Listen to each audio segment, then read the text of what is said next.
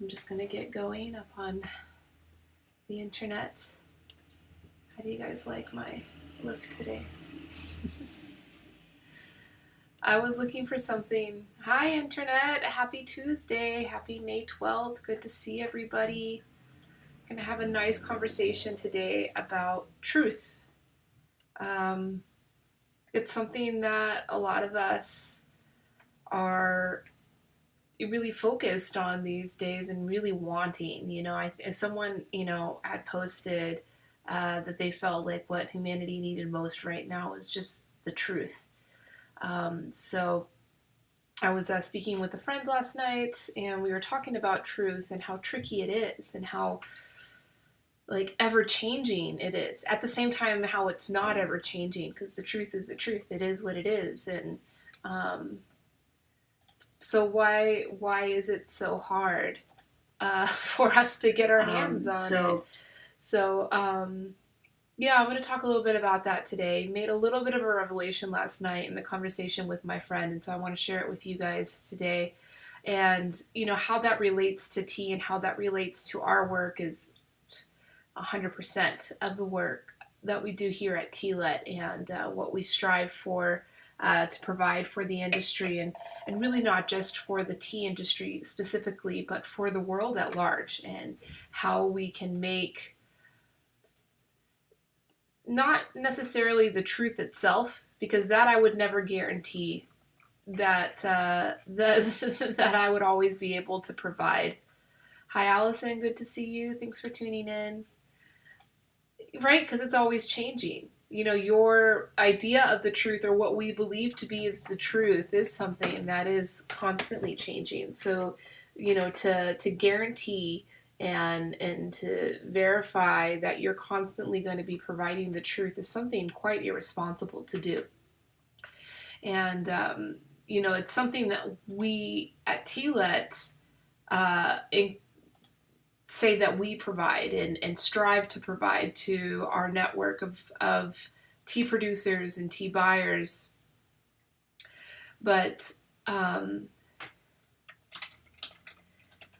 the only way that I feel confident saying that and saying that we are focused on the truth and providing the truth is that we're not providing the truth itself. We are providing a platform for perspectives, right? And so the more increased your perspective is,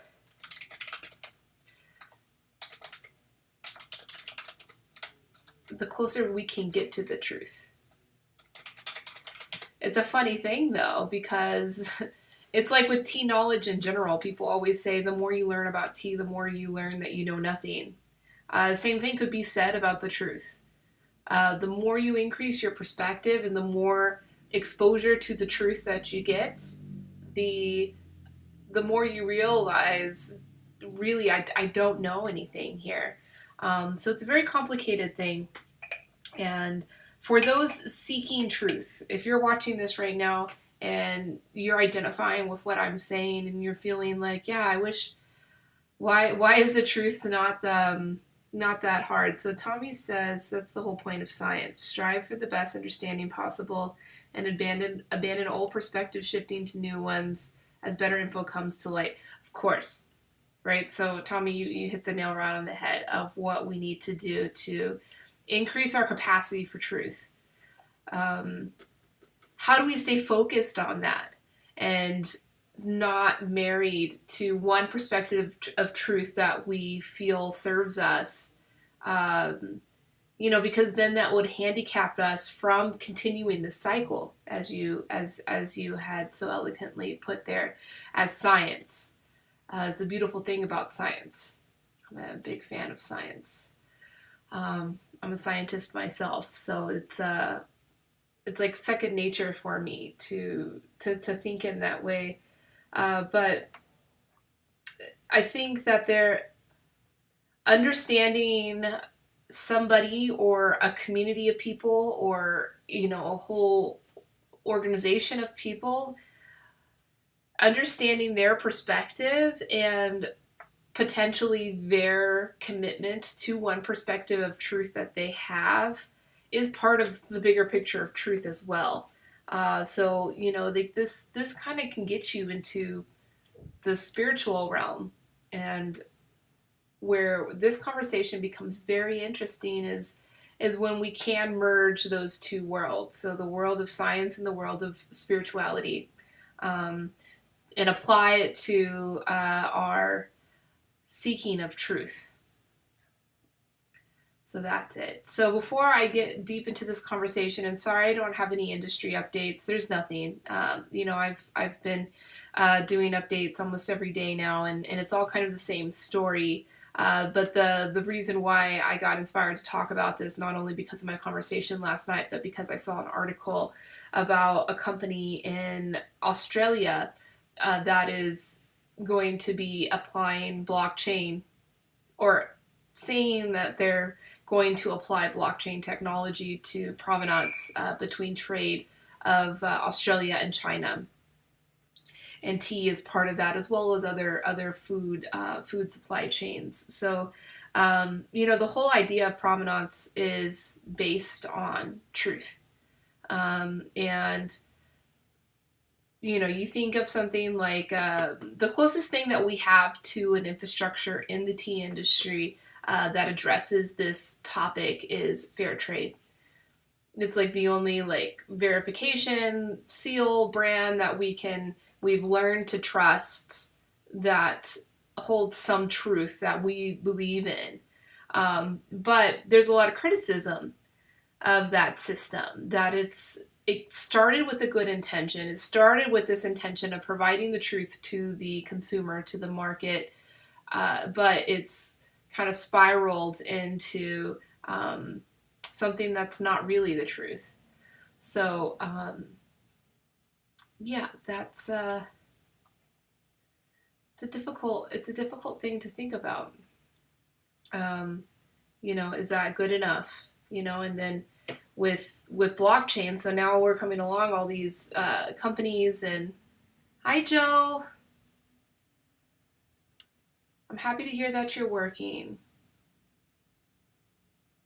So this weekend, then I'm going to have to do a special one this weekend for the folks that are working now, because I'm not doing them on the weekends anymore.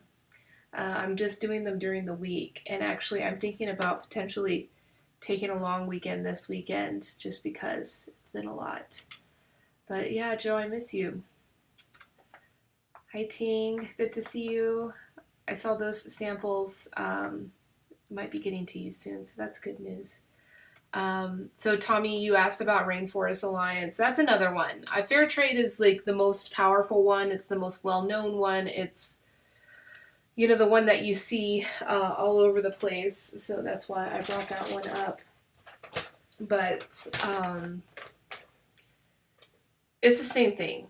It's like, it's only verifying a certain perspective on that truth. Oh, good, Ting. Hope you like it. Hope you like all those samples. If you like that amber oolong, you better order it, because I only have one bag left. The bald oolong from Nepal, that first successful batch. I only have one bag left. So anybody that likes that amber oolong, if you want to order it, it's going to be a race. I'm actually going to take it off the catalog, but because I'm saying it here, who orders it next gets it. It's a really nice tea. I am going to drink some Shanggushu Maocha from 2014 from Kunlushan. Just because we're talking truth. I think this is a good tea for the truth. But yeah, things like Rainforest Alignment, or Rainforest Alliance, or Fair Trade Certification, or even organic, USDA organic to a certain degree, is only verifying the truth within a very limited perspective. It's not, it's not all encompassing, and it wouldn't ever be able to, right? Because the truth is some expansive thing that we would never know every little detail of what the truth is. And so with that, I am going, in my typical style, I'm gonna look up the word truth in the dictionary, because anytime that we have like these very deep conversations about words that we just kind of take for granted in our vocabulary, I think it's always really important to look up the words and make sure that everybody is on the same page about what we're talking about, in the words that we're using. And I know truth is something that we probably don't have to argue much about what it means, but I'm just going to go through this practice because it's for me. It helps me process these things, and hopefully it'll help you process this conversation as it's had. So Merriam-Webster says, first definition is the body of real things, events, and facts. Actuality, the state of being the case, fact. Transcendent, fundamental, or spiritual reality. Tommy, there it is. That's the the scientific and the spiritual definition right there. Transcendent, fundamental, or spiritual reality.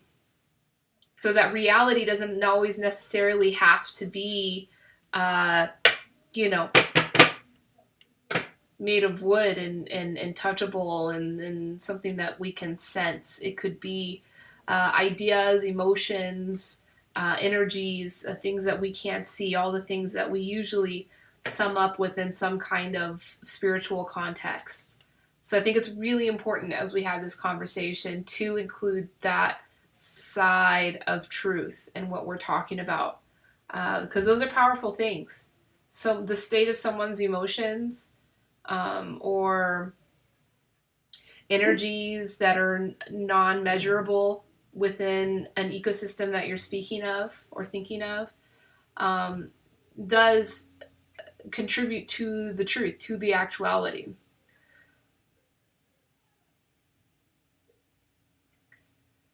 So there's several more definitions, and they're all kind of similar.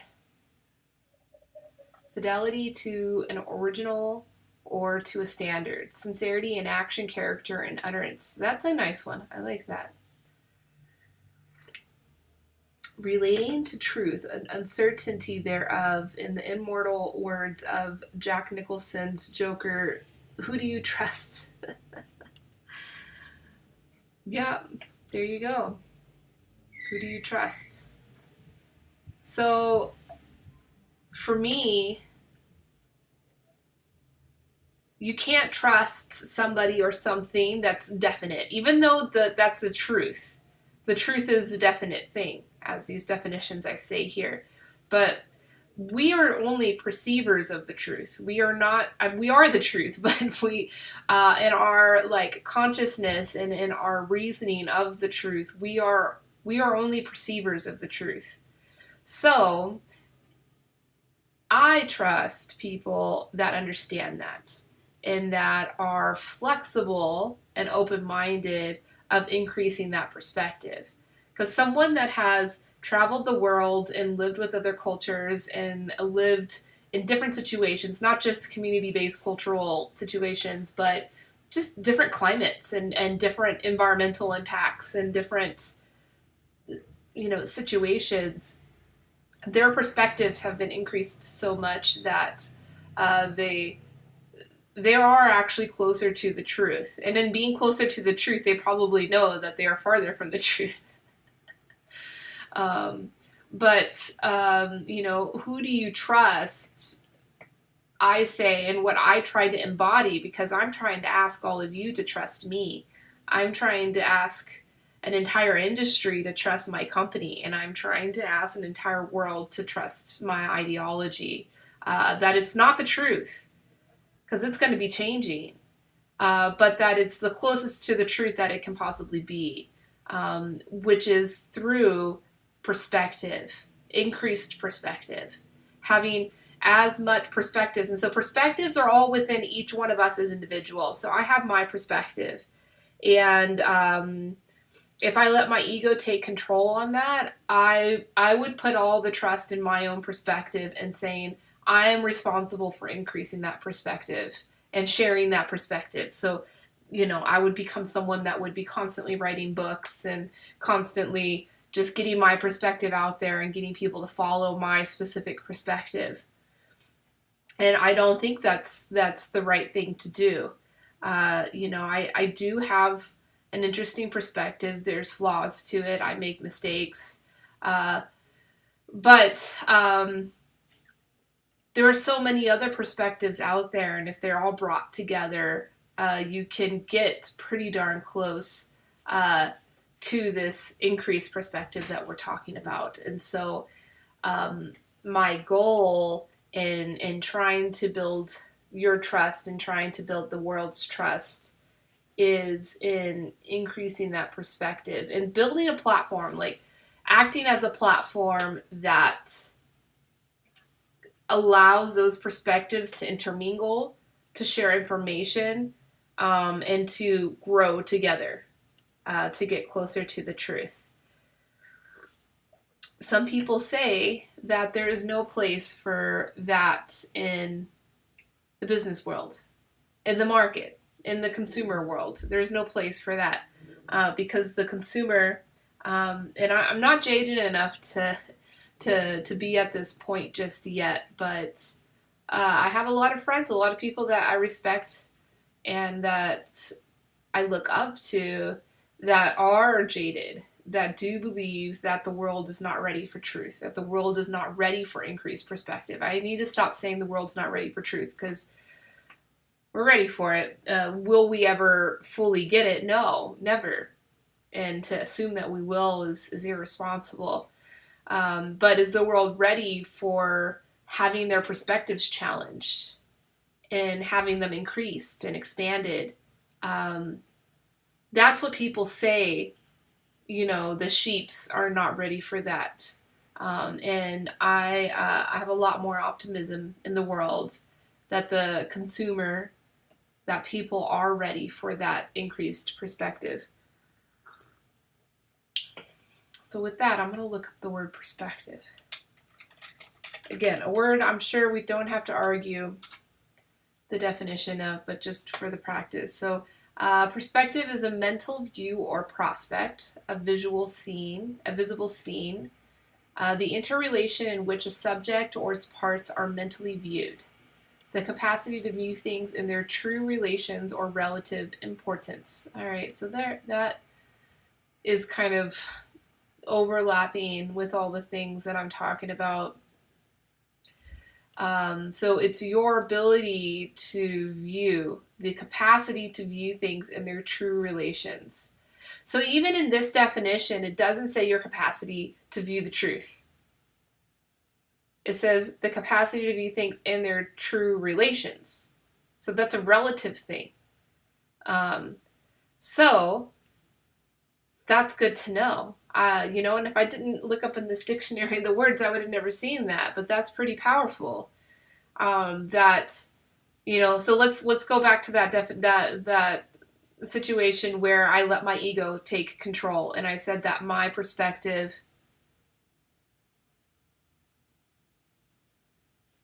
So Ting says the world probably would never be ready for truth, but each individual has potential to. I think, of course, we all do. We all do. Even the ones that are full of hate and full of discrimination and ego have the potential to be ready for truth, or more importantly, ready to build their perspective capacity, the capacity to view things in their true relations or relative importance. So, hi Jesse, good to see you. Thanks for saying hi. Yeah, if we are going to become good perceivers, we shouldn't say I'm perceiving truth. I'm becoming a better person because I'm going to perceive all this truth. Because that's not how perspective works. Perspective works, according to this definition here, relative. It's all relative. So even the next definition, the appearance to the eye of objects in respect to the relative distance and positions. So truth is relative. And that was one of the first things that I had said when I first got going with this live session. Truth is, okay, so truth itself, just as I was going over in the definitions, it is like the hard thing. It's this, it's that, it's these angles, it's these, it's the existence, and that is not relative. But our perspective, the only way that we can perceive truth is by seeing it relative to something else. So, if you're limiting your capacity of perception to say, I am only seeing truth, I'm going to gobble up all this truth, and then I'll be more woke. I think what I'm trying to say, and this is all things that are just coming up now as I read this definition, I think what I'm trying to say is that we would be far more successful in our perceptive capacity if we didn't have that mentality. If we had the mentality of, I am going to see truth as a relative thing.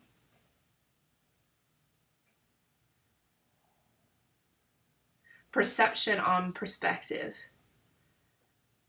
So maybe that's related to what I'm saying, Tommy. So you say important to keep mindful of the impact of perception on perspective. So I think what you're trying to say there is that our perception is how we process. So let me look up that word now too. It's how we process what we see. So the definition, the result of perceiving a mental image, awareness of the elements of the environment through physical sensation interpreted in the light of experience, quit acute. Okay, so that's a good one. So it's how you interpret based off of your experience, based off of the past relative truths that you've been exposed to. So, yeah, that is super related to what I'm saying. That it's all relative. And if we see that as a relative thing, as a constantly evolving thing, then we will be far more successful at building our own perspectives, right? Next level is bringing our perspectives together. Okay? So that's my call to action to all of you watching, to anybody that drinks tea, because drinking tea is a tool for helping us with this stuff. It's like, it's got all the science of the theanine and the caffeine that has helped, triggering our brain to work sharp and our bodies to be relaxed so that we have less stress as we're perceiving our and building our perspectives. So yeah, important stuff. Probably one of the more philosophical conversations that I've had with tea, but I think it's an important one because I feel like this is so much a basis of a lot of the conversations and a lot of the arguments that are going on now. Is like, why can't we just freaking get the truth?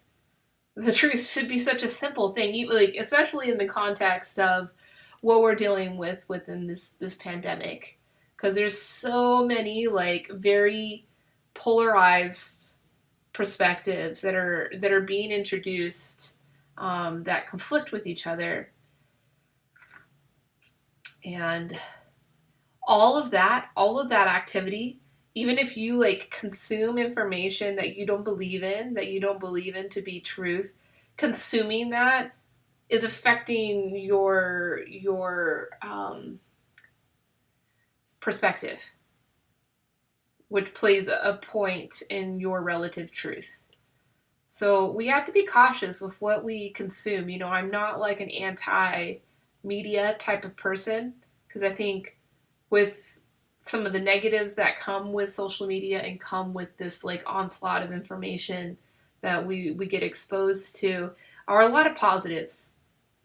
This right here, I wouldn't be able to reach people and have these conversations and even increase my own perspective.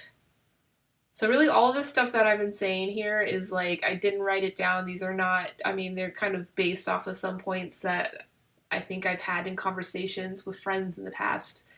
But just this practice of being able to speak with you and to, of course, hear your comments. Tommy, thank you so much for commenting so much. It is really helping.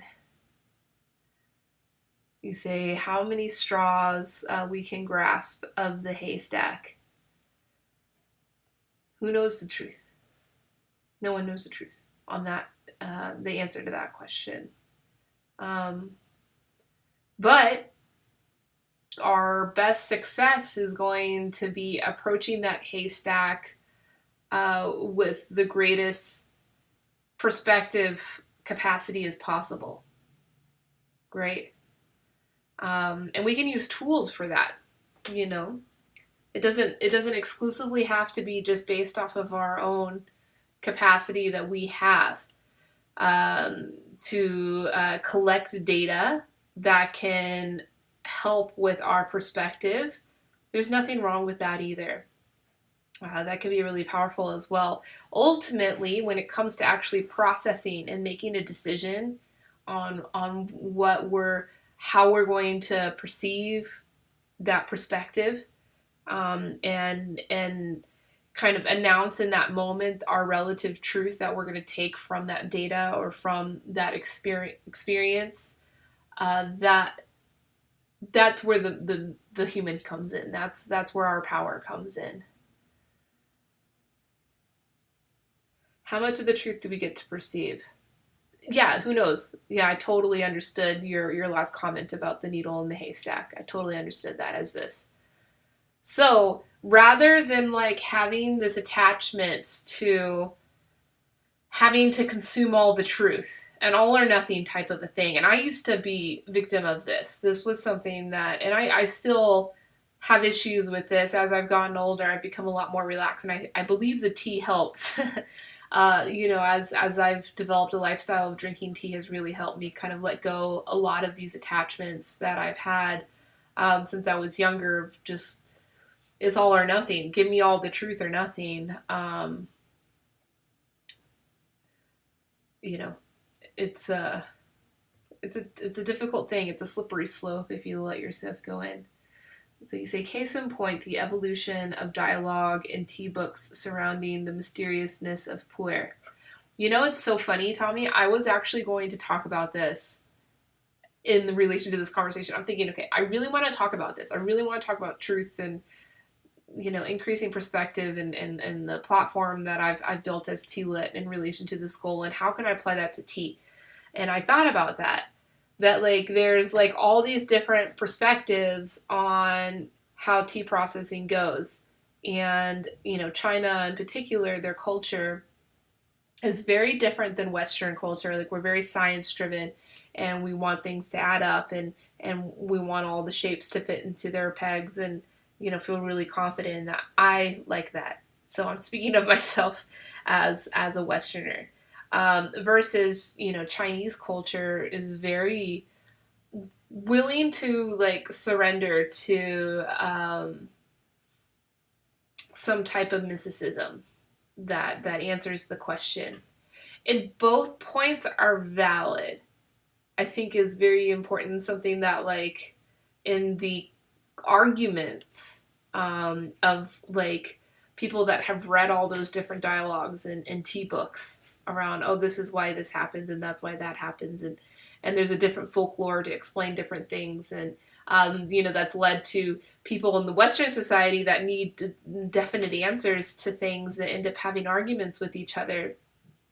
And I say, hey, you know, like, that's their perspective. There's value to it too. You know, the end goal is still the same. We're going to drink good tea, right? How you get to that end goal,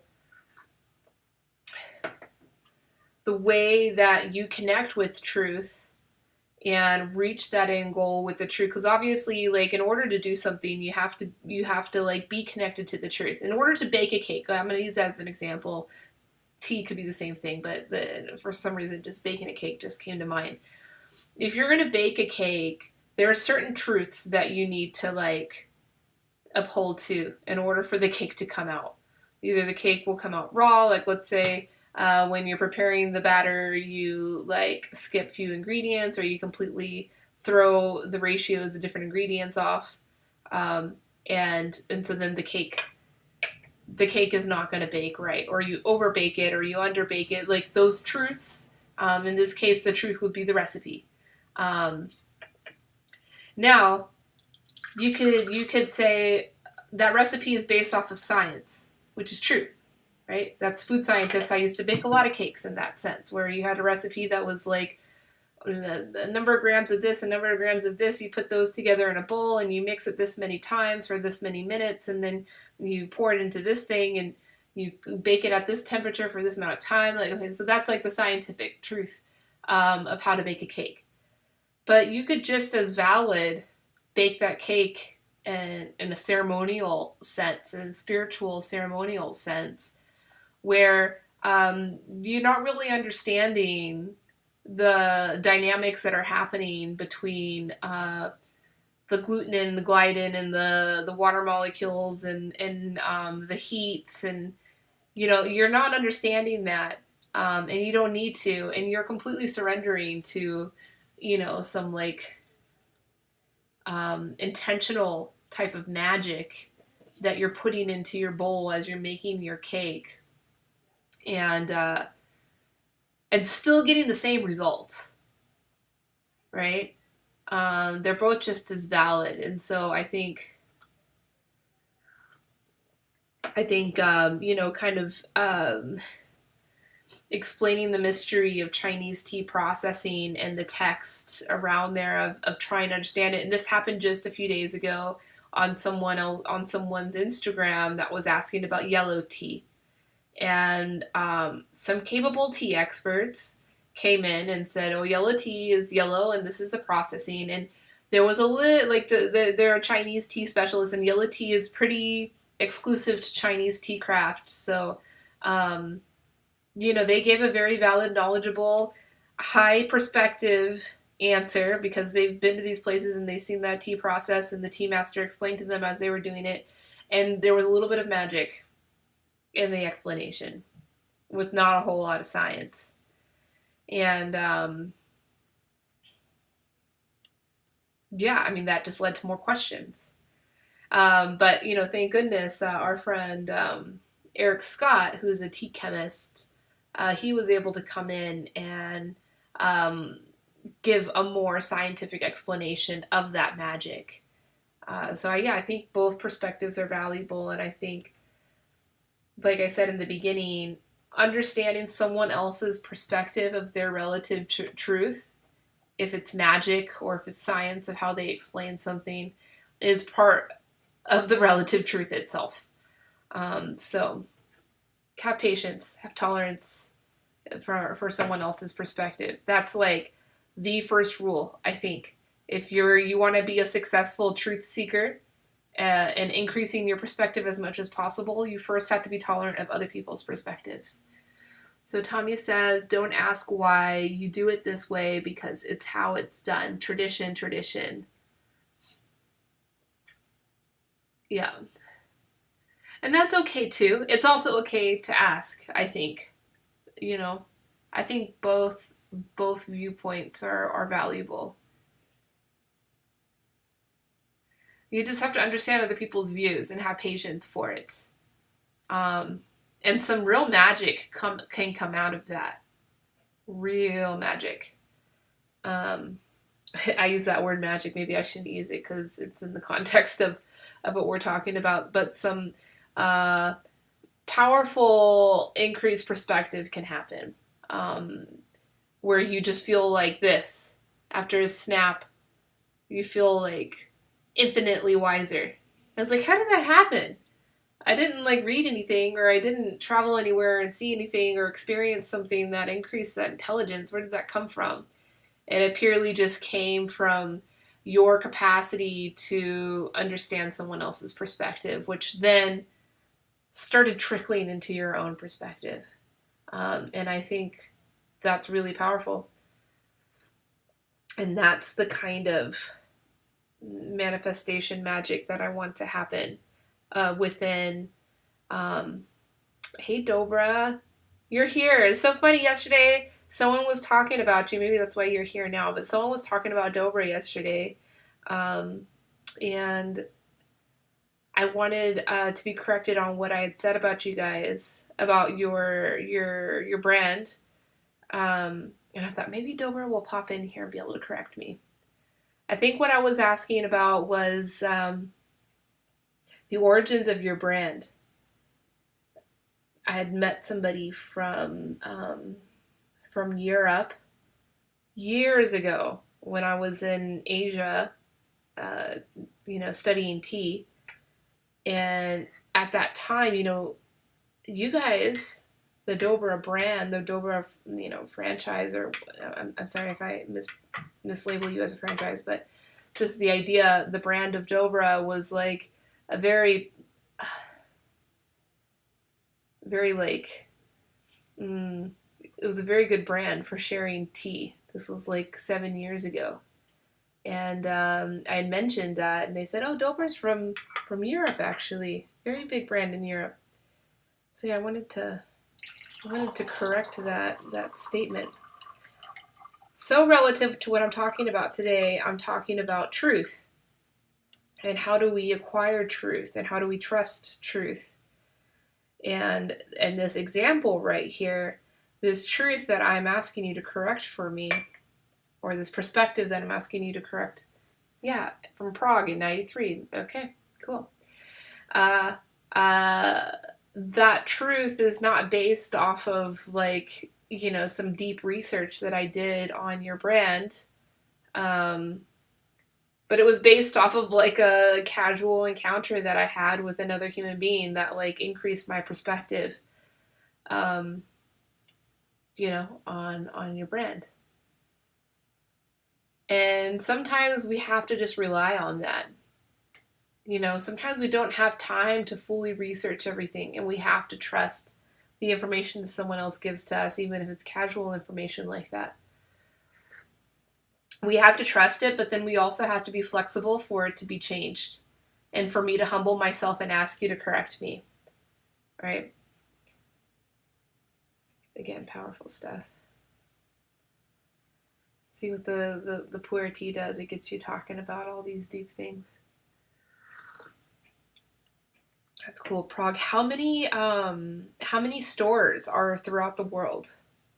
Dobra tea shops. And then something else that I had made a statement or an assumption on is that there's like relative autonomy, of how you guys operate. Because I've only been to one Dobra shop. I went to the one in Ashland in Oregon, and that was a very nice experience. But someone else is telling me that like the ones in North Carolina and the one in Maine are very different, similar but then different. So I was wondering if that's through like autonomy, which is cool, very cool. I'm a big fan of autonomy. Also related to what I'm talking about today, and 30 in Eastern Europe and 7 in the US. Cool. Yeah, Terry, if you're still here, Terry, our friend Terry, she visits your shop in North Carolina. She was saying you guys have the new shincha. That's incredible. Congratulations on you guys to get that tea in. I know a lot of tea businesses are struggling to cash flow and whatnot, everything going on, struggling to get the new teas in. And shincha in particular is a very difficult tea to get in because it's like super time sensitive and also it's very valuable. And so it's kind of a high risk sourcing endeavor. But she was very excited. Terry was very excited that you had the new shincha.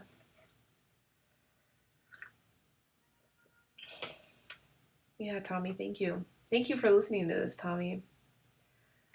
Yeah, the power of autonomy to increase our perspective capacity. They are all privately owned, but purchase tea through Prague. Cool. So you all do centralized purchasing through Prague. So even like the shincha went through Prague. It seems like you guys got your tea fast and you got it on Saturday. Got it on Saturday. It couldn't have been harvested more than a few weeks ago.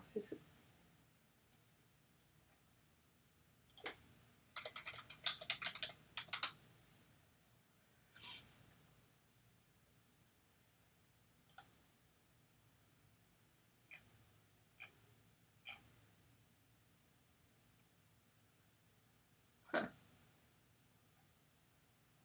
And you got it from Muji. Wow. Some tea comes right from the garden. That's cool. That's really cool. I like that model. So you get the centralized buying power, which is really powerful. It is. But then you get the autonomy to be able to run your shop and build your own shop's culture. That's a lot of the times the problem with centralized service brands, or not even just service brands, just brands in general, when they have they're located in different markets. If they work within one centralized code, there can often be really big culture schisms that cause problems.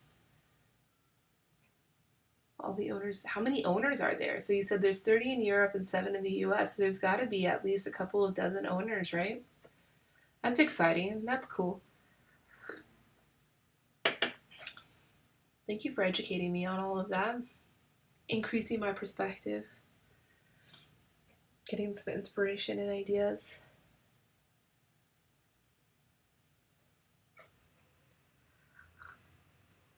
Yeah, this tea's really good.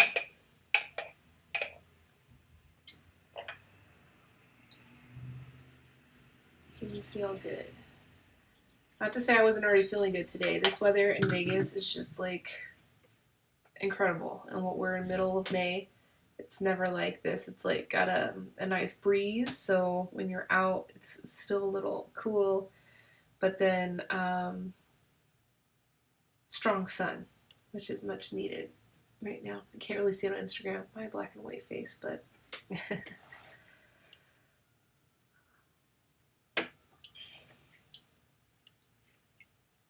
so how is this all related to TLET and to what we do here? It's the core of our work. You know, like I always say this word transparency, transparency, transparency. And my friend last night, he was criticizing that. You know, he has his own perspective on transparency in business. He's actually a real estate developer, and so his perspective on transparency is very different than mine. So he doesn't quite understand why I do business the way I do and why I have the business ethic that I do. But what he does understand and appreciates is um, this pursuit of truth. And that's why we had this whole conversation last night that inspired me to talk about today. And so he says, you know, all of these like focus that you have on transparency is like the way. It's like the way you're trying to make to your destination. Like instead of focusing on the way, focus on the destination. And so then I was thinking, yeah, that's really incredible because even the path, even the way that we take is a relative thing. What is our path one day and appropriate to reach that final destination one day could be a completely different path the next. And if you're focused on that path, you're going to be left in the dust when everybody else is on this different path. Or maybe not that everybody else is left on that path, but like you're not on that path basically. And so what's going to get you on that path and get you on the right path every day is focused on the final destination. So manifestation, manifest truth. So that needs to be, you know, my new, and so like this is just giving me all kinds of ideas about my communications and I mean, of course, all with the goal of continuing to educate about tea and supporting the tea industry. Yes, Eric, was the ice cream truck. If you want the Tao of your destination, I like that. the ice cream truck as the destination. It's nice, the ice cream truck going around. Here in Vegas, actually, things are pretty wide opened up. All the restaurants have been able to open at like 50% capacity. So um, the city is getting back to its original state. But actually, the ice cream trucks were rolling around the whole time. There was a little bit of contention around that, but. So Tommy asks, what are the importers and suppliers that people trust more? Tila, Tillerman, Taiwan Tea Crafts, and Camellia Sinensis are my hallmarks for trusting info. What do others think? And why do you trust those guys?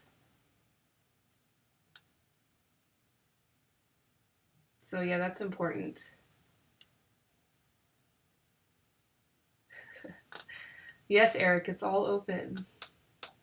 So come to Vegas, come have some fun. The casinos aren't open. Those won't be open for a while. We're in phase 1. So phase 1 in Nevada is like hair salons and nail salons and restaurants, no bars, no gaming, casinos, and then only at 50% capacity, which means most businesses are accepting appointments only because they have limited space. But yeah, Tommy, your question about like what do others think? What are brands? Who are tea importers, tea business people that you trust? And why do you trust those? Yeah, I'd be interested in hearing folks' perspectives. And if you guys don't feel confident, speaking up publicly, that's fine too. You can send me an email. It would be incredibly helpful for me as I'm,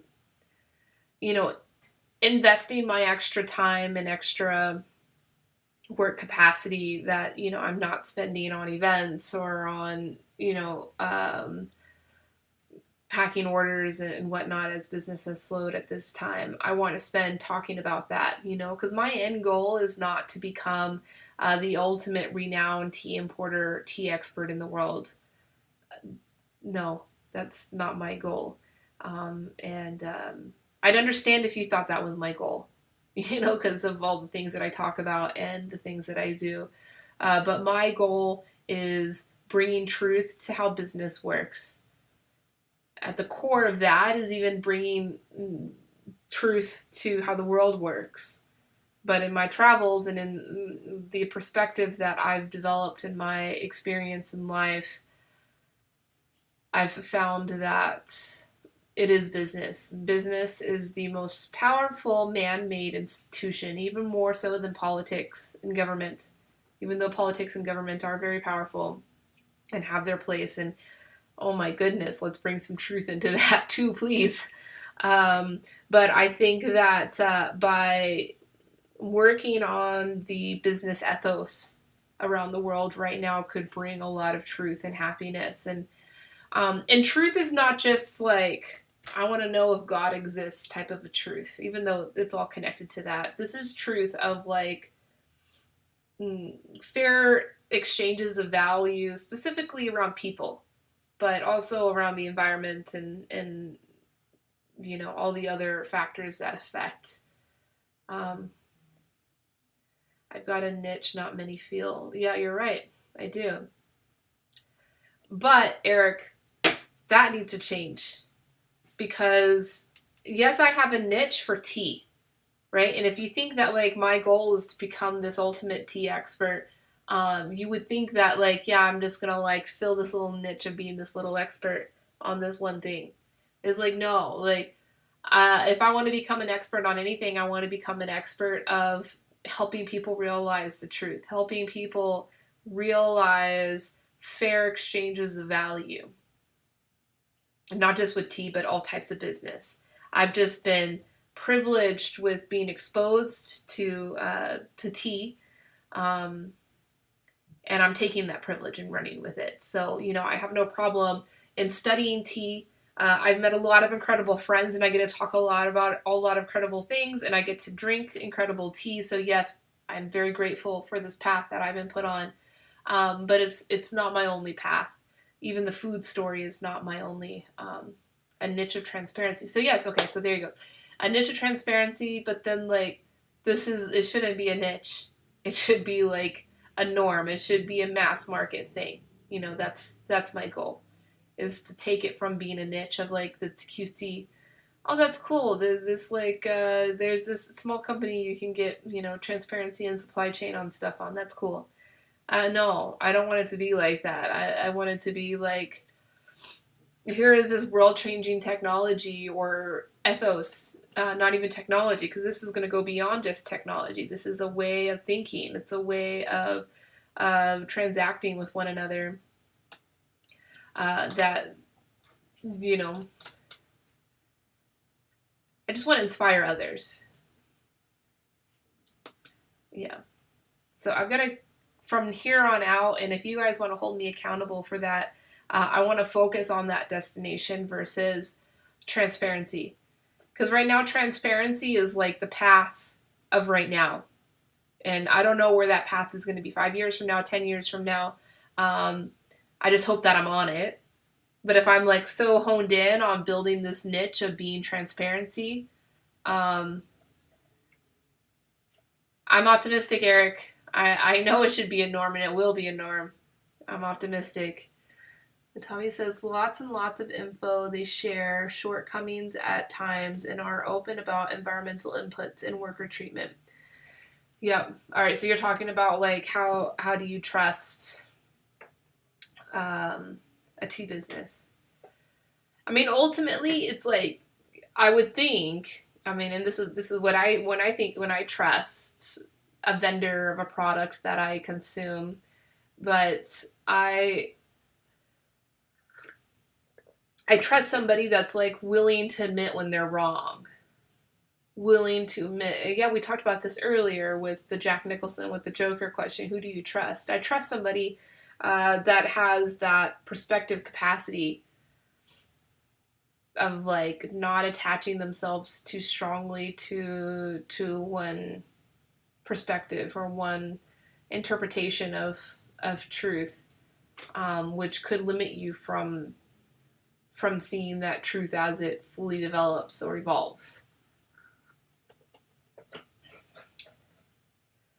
So yeah, admitting when.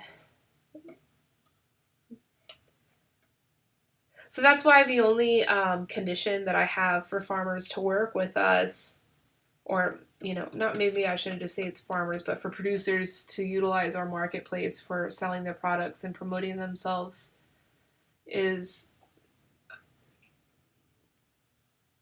their ability to answer questions. And, not that they need a certain certification or we're going to hold them to a certain standard. The only standard we have is that they're willing to express their truth. And that truth may not be what we want to hear, but if they're willing, the first step to getting to the future, to change, to getting to where we want to go, is admitting your truth, right? Isn't that like with like recovery, people that are going therapy to recover on something, they always say that's like your first step is to admit your truth, and then you can walk from there. Same thing applies here, and applies in business. And so there's that part of it, but then there's the other side of like, why wouldn't someone be proud of their truth? Is because of some shame or some negative consequence from providing their truth. And I think that's the whole core of why we don't hear a whole lot of truth. Even if you were to like communicate directly with the tea estate in India, like a colonial style tea estate, and ask them, how your workers treated, and they know the truth.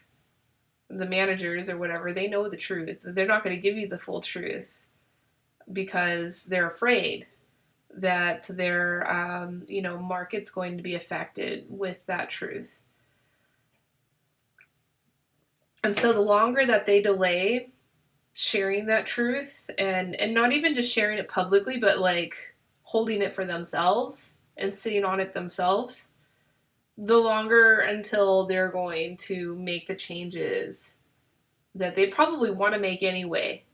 I mean, not people don't really want to be exploited. Like, very people want to be exploited, and even if they are in a state of systemic exploitation, the roots of that are usually not in their own sourced in their own hate. It's sourced in their own self protection. You know, so um,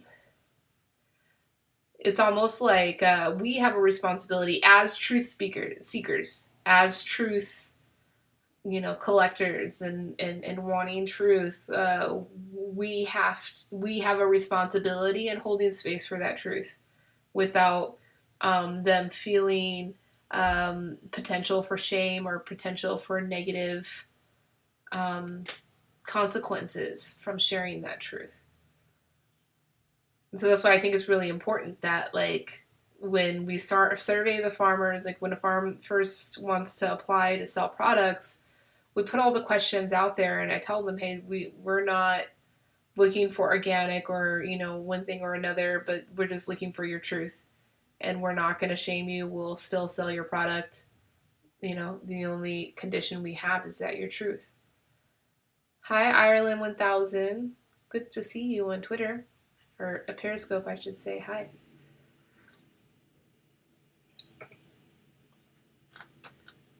Have you had any positive surprises or unfortunate breaks with producers over honesty? Yes. Yes. Definitely yes.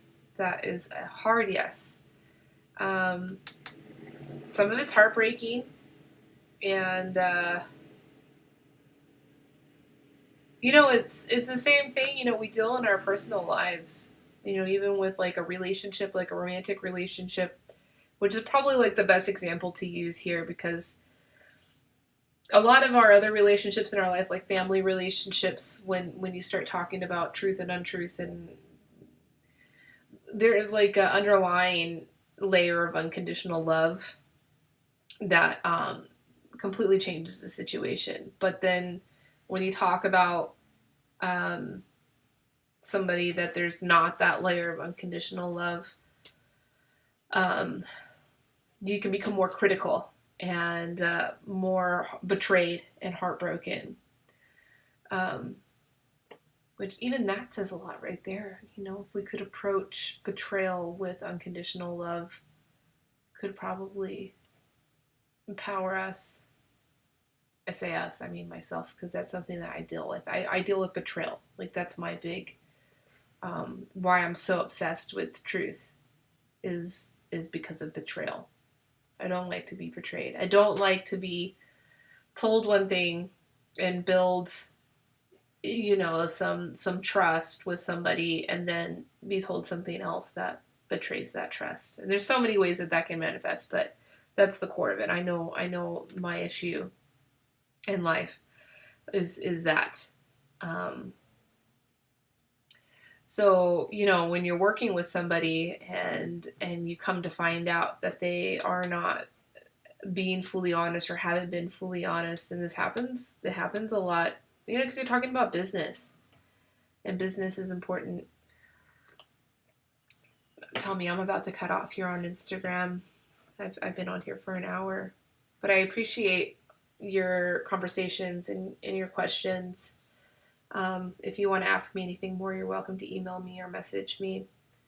I want to talk a lot more about this. This is powerful, and I appreciate being able to put this conversation into this perspective, because it's helped me a lot. Like, just in this past hour of rambling on and on. Thank you so much for letting me do that. I've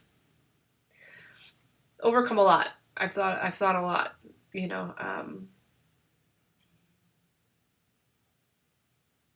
And I hope that these are all things that help you all. I know I'm talking about the context of truth and tea business and the work that I do. But I think that this is something applicable to what we are all dealing in our homes now around truth, from our government, from media, from businesses. from our neighbors, even. There's so much distrust, even among friends, um, around how we should be behaving right now, how we should be perceiving our perspectives of what's going on right now. Um, and yeah, so there's a lot of room for love. I think that's ultimately it right there. Why a conflict with your family member involving truth? Because we've all been lied to by a family member. We've all have compromised truth from someone that we love, such as like a blood family member. And in some cases, it does destroy that relationship that happened in the past. But most of the time, it doesn't. Most of the time, we learn to have patience with one another. Um, and if we're successful, we empower that other person to build confidence in their truth and to share it. But the reason for that success is simply love. So yeah, love more. That'll help. If you're struggling with this right now, not relating to tea, but relating to the information that we're getting access to right now from our leadership and from our media and from our companies. So I think that that's another really important thing, that if you're a marketer of products selling tea or whatever you're selling, I mean, even if you're a cog in the machine of a bigger marketing initiative such as fast food or a big brand, you're actually a very important, not you, but that brand and the marketing messaging that gets out is a very important part of increasing people's perspectives, which is all related to truth now. So, you may think, oh, I'm just working for a company and we're just trying to sell our product. I was like, well, we're educating people, actually. We're exposing them to more perspectives. It's not just marketing, it's much more than that. So, yeah, there's some responsibility in that as well. I put the link up if anybody is wanting to come online and chat with me. I know this is a very heavy subject, but also if you don't want to, that's cool too. I feel like I've done enough of these videos now. In the beginning, I think the Zoom, kind of interaction was a very powerful and needed thing in the world, in the community, as we were feeling super isolated. But it's kind of good, now that we've gotten to this point now where we're building confidence in ourselves as isolated beings, finding ways to occupy our time. I mean, we don't need these interactions as much as we did need them, weeks ago when we first got into this. But it's not to say that this is not good for us. There's been some benefits, but ultimately there has been a lot of negatives. I don't think that we are meant to be isolated for too long, antisocial for too long. I don't know if it's good for our psyche. If you're a single person like me, it's like, yeah, it's not good. But I've been grateful for good conversations that I've had with certain friends, like the one I had last night that's inspired this conversation today around truth. So, yeah. again, my call to action to myself that I'm putting out there right now is uh, that I will no longer be focused on the path, but focused on the destination, and the path will work itself out. And that's too heavy for me to join. I need it. Yeah, dog, get a dog, Eric. Don't lose hope. You'll get your dog. It'll be really good for you. I mean, it's good that you're with your family, I think, so that's good. But somebody that you can relate to, on a different level than, with your parents, would be really good for you. So, keep focused. I'm sure once things start opening up there, you'll be able to like get to the shelters and then of course all the people that took in fosters or took in adoptions at the beginning of the stay-at-home order that realize they're not pet owners will probably be. Oh, you're at your apartment now. That's good to hear. But I wouldn't doubt if there's kind of like an increase of dogs at all the shelters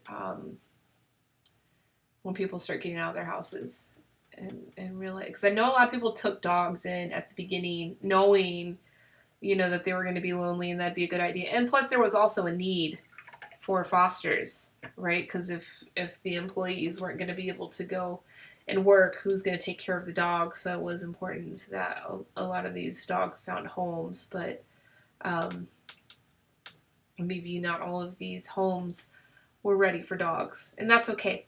That's totally okay. So don't be cruel if you don't want the dog. Go get it to Eric Glass. Eric Glass needs a dog. He'd be a good dog owner, I'm sure. You could have little tea parties with your dog, Eric. It'd be really cute.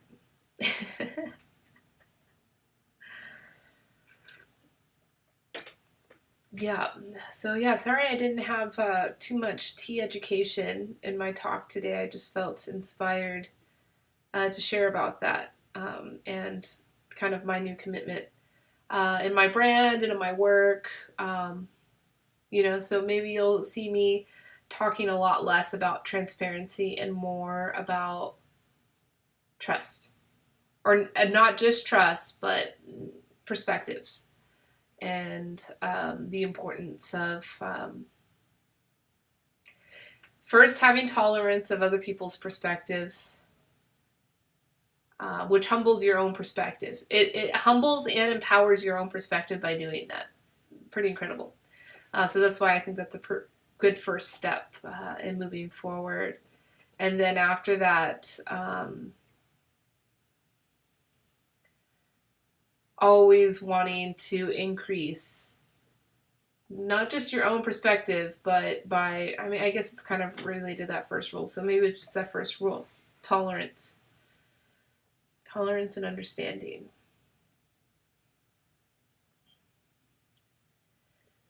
Or maybe about perception. Tommy brought in some good notes about that. So yeah, I'm kind of like running things. This will all get written out in a nice concise way that will bring clarity to all of it. Thank you so much for letting me use this time and your time interacting. I hope it's been enriching for you for kind of figuring this stuff out. But it's important now more than ever. And it's related to tea. It's related to your personal lives. It's related to, pain or depression or other things that you might be exposed to right now due to the pandemic. So yeah, keep hope. That's one truth I know about, is that happiness exists, right? Happiness, fulfillment, community, those things all exist. And right now, in our perspectives that we're experiencing, those things are kind of not existing, or they're come and go, and there's so many other thoughts that come through that negate all those positives, that can make you doubt. I'm feeling it myself, and I'm like a really optimistic, happy person usually. So if I'm feeling it, I gotta know other people must be really feeling it. So, um, yeah, I don't think that we should let go of our desire for truth. We should continue to seek it out, um, but just have patience, and maybe focus on the truths that we know are there and that will keep that hope and that optimism for us. So, the truth that love exists, the truth that unconditional love exists, it does for everybody. You know, it may feel like it doesn't exist, but it does. I think that could help work out a lot of these other issues that we have in the world and in our tea too. How do we know we can trust that we're getting good tea? Um, yep. All right, I think I'm going to sign out. I've been on for over an hour, and I feel like I've gotten out everything I needed to. Thank you, everybody that tuned in. Eric, thank you so much. Always good to hear your banter. Good luck with your dog. Keep your eyes open. Keep your hopes up. I believe in a truth that's going to come really soon. That you're going to have a really great friend come into your life soon. Um, you know, and I can't wait to see all the pictures. All right, folks. Well, I hope you have a beautiful rest of your Tuesday, and I'll see you here tomorrow. If you have any requests of what you'd like me to speak on, I think tomorrow I'd like to do something a bit more workshop oriented and hands-on oriented with tea versus, kind of this high-level philosophical conversation. Of course, if you want more of that, I'm happy to do more lives like that. But yeah, until then, please reach out to me. My email is info@tlet.com, or you can just comment or message through any of the platforms that you're viewing this video on. All right, have a great night. Talk to you soon.